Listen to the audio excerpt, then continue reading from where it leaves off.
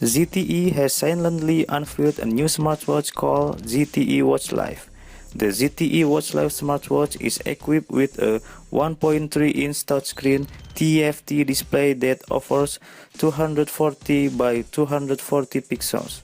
The smartwatch promises a battery life of around 14 to 21 days on a single charge.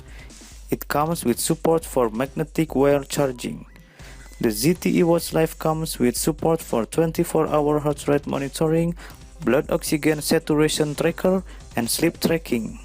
It can be used to track 12 kinds of sport activities like walking, running, skipping, skiing, swimming, cycling, and more.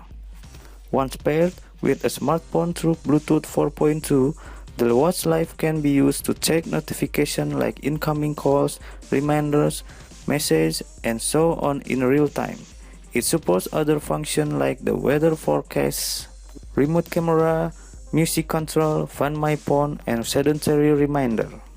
It is an IP68 rated dustproof and water-resistant device.